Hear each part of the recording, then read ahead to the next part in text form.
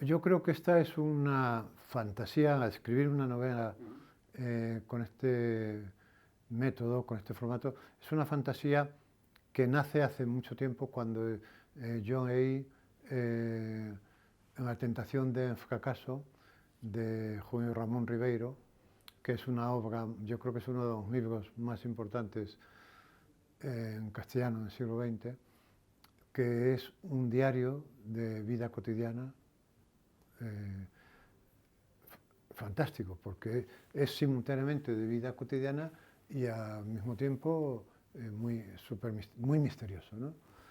Me ocurrió algo parecido cuando leí El cuaderno gris de Josep Pla, que me producía mucha envidia como hablando de cuestiones absolutamente domésticas, aquello lo leías casi con la intensidad con la que es una novela policíaca, ¿no? Y si tú me preguntaras uno de los libros más importantes, que más me han marcado de los que he leído en los últimos 10 años, por ejemplo, te diría que es el último tomo de las Memorias de Sandor Maray, que es un diario de los últimos años de su vida hasta que se suicida. O sea, es un diario de la vejez en San Diego, cuando muere su mujer, su hijo. Y entonces, digamos que el chispazo fundacional quizás fue en La tentación del fracaso.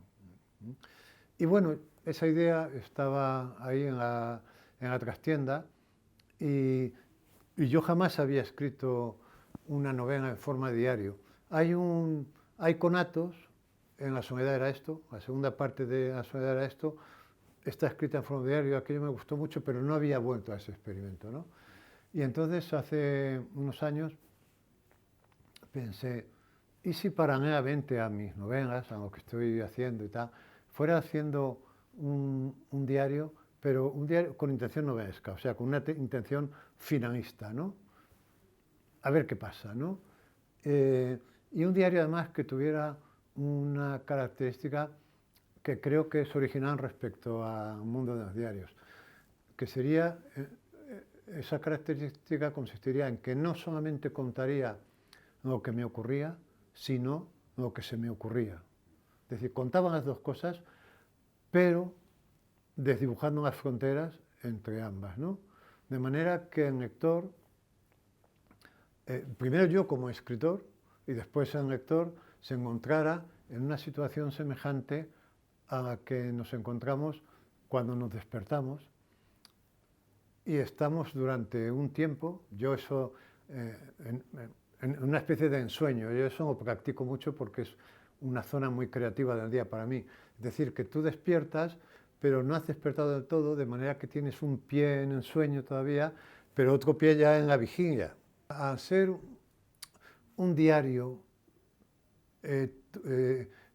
tú no estás con la guardia alta, como te ocurre cuando estás con una novela. Cuando estás con una novela, estás con la guardia muy alta y eso a veces te tensiona demasiado y te tensiona tanto que te paraliza. De manera que tienes que dejarlo y marcharte a caminar. Yo caminando resuelvo. Pero esto, como era un proyecto a largo plazo y paralelo al resto de mis escrituras, no tenía esa tensión. Además, los materiales me venían de la vida real, pensando que las fantasías también pertenecen a la realidad, ¿no? De manera que solamente era un problema de articulación, es un poco lo que pasa cuando escribes un reportaje. Un reportaje a mí me parece que es un género maravilloso porque un reportaje en realidad es un cuento, pero con la ventaja de que los materiales te vienen de afuera. Tú lo único que tienes que hacer es seleccionar y articular. Y es un cuento hasta el punto de que hay reportajes que los lees como reportajes si arriba pone reportaje, o como cuento si arriba pone cuento, o si lo lees en un periódico o si lo lees en un libro. Esta novela explora zonas que en una novela convencional, por entendernos, porque no hay novelas convencionales, ¿no? Y si es convencional, mal asunto, pero no podrías explorar, ¿no? Es decir, por ejemplo, esa frontera que existe entre lo que te ocurre y lo que se te ocurre, por ejemplo, ¿no? Y ahí en este libro está esto muy trabajado. Y cómo lo que se te ocurre con mucha frecuencia es precursor de lo que luego ocurre, ¿no? Porque todo lo que pasa por la cabeza tarde o temprano pasa por la calle, ¿no? Bueno, yo recuerdo perfectamente con qué libro me hice lector, ¿no? Lo recuerdo perfectamente porque yo vivía en un barrio que hoy es un barrio céntrico y muy caro, vamos, que es la prosperidad. Yo vivía en la calle Canillas, que era, en mi calle terminaba la realidad, después no había nada, o sea, mi calle era la última, era un suburbio, era un barrio periférico de casas bajas, y, y por alguna rareza, digo yo, porque en aquellos años muchas bibliotecas públicas pienso yo que no debía haber, pero el caso es que en mi barrio había una biblioteca pública. Entonces, claro, entonces se jugaba mucho en la calle, como sabes. Pero hacía mucho frío. En el Madrid de aquellos años hacía muchísimo frío. Y entonces, de vez en cuando, por calentarnos, nos metíamos en la biblioteca pública. Pero no para leer, nos metíamos para, en fin, calentarnos un poquito, ¿no?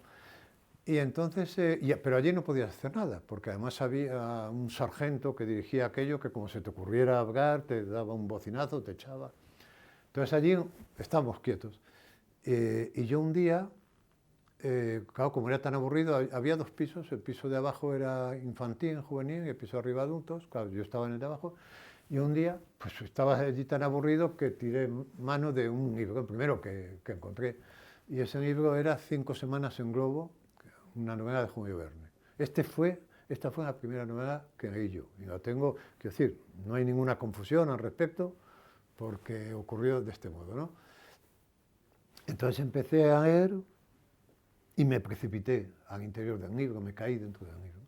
De manera que cuando llegó la hora de cerrar la biblioteca, yo tuve un ataque de angustia tremendo porque yo no era socio, podías entrar sin ser socio. Y por lo tanto no me podía llevar libros. Los libros solamente se me podían llevar los socios. Entonces lo tuve que dejar allí con gran angustia y al día siguiente estaba una hora antes de que abrieran la biblioteca en la puerta por miedo a que alguien me lo cogiera, ¿no? Y ese libro me hizo un lector. Una es grande, la otra es corta, una es compleja, la otra es simple, en apariencia. Y ahí es donde... Y quizás sean las dos novelas más importantes del siglo XX. ¿Mm? Pero a mí me fascinó lo que yo llamo la sencillez compleja de la metamorfosis. Es decir, pensar que en Ulises, que insisto, es una de las grandes novelas del 20, pero en Ulises solamente la puede leer un lector con una biografía lectora importante, o es decir, un lector muy experimentado. Por eso todas las ediciones de Ulises tienen notas al pie de página, que en cierto modo, que en una novela eso produce cierto rechazo.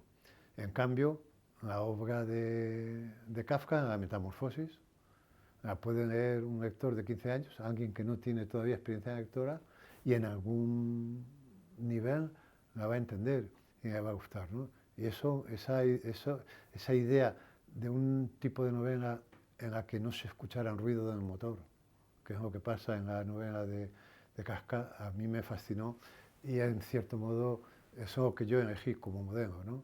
Una novela que sea simultáneamente sencilla y compleja.